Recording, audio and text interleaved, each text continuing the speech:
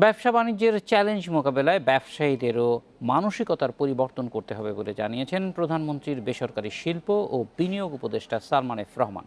সকালে বিনিয়োগ উন্নয়ন কর্তৃপক্ষের সেমিনার কক্ষে ওয়ান স্টপ সার্ভিসের উদ্বোধন অনুষ্ঠানে তিনি কথা জানান। এ সময় সহজে ব্যবসা সূচকে এগোনোর জন্য ব্যবসায়ীদেরও কাজ করার আহ্বান জানান তিনি।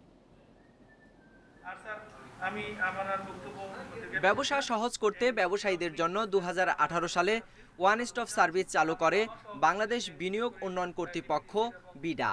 এর মাধ্যমে 150টিরও বেশি সেবা দেওয়ার লক্ষ্যে কাজ শুরু হয়। এরই ধারাবাহিকতায় পরিবেশ অধিদপ্তর, বিদ্যুৎ উন্নয়ন বোর্ড, আমদানি রফতানি প্রধান নিয়ন্ত্রকের দপ্তর সহ 6টি সেবার উদ্বোধন করা হয়। এ সময় প্রধানমন্ত্রীর বেসরকারি শিল্প ও বিনিয়োগ উপদেষ্টা সালমান এফ রহমান জানান, ওয়ান স্টপ সার্ভিস পুরোপুরি চালু হলে সহজে ব্যবসার সূচকে এগিয়ে যাবে দেশ। তবে এজন্য ব্যবসায়ীদেরও মানসিকতার পরিবর্তন জরুরি বলে জানান তিনি।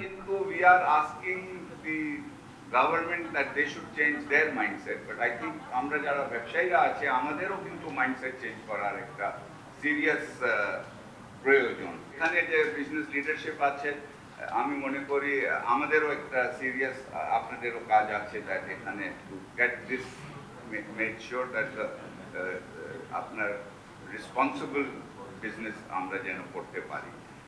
এ সময় ব্যবসায়ীরা জানান, ওয়ান স্টপ সার্ভিসের মাধ্যমে যে সেবাগুলো দেয়া হবে তা যেন সম্পূর্ণ হয়। সেই সঙ্গে সেবাগুলো সবাইকে জানাতে প্রচারণা চালানোর দাবি তাদের। এই বৈশ্বিক বাণিজ্যিক খাতগুলোর সাথে একটা সিমলেস যোগাযোগের লক্ষ্যে আমরা যেন সত্যিকার অর্থে world's most desirable investment location হয়ে উঠতে পারি, শুধু আমাদের কাগজে কলমে না, ইন প্র্যাকটিস। এবং এর জন্য রেগুলেটরি ফ্রেমওয়ার্কের আধুনিকীকরণ, সেই সাথে তথ্য প্রযুক্তির ব্যবহারে দ্রুত সেবাসমূহ পৌঁছে দেওয়া অত্যন্ত গুরুত্বপূর্ণ। হাতের যে সার্ভিসগুলি দরকার সেটা যেন কমপ্লিট করে দেওয়া হয়, তাহলে এটা আরো আমাদের জন্য ভালো হবে এবং আমরাও বলতে পারবো যে না, সব কমপ্লিট এখানে আছে।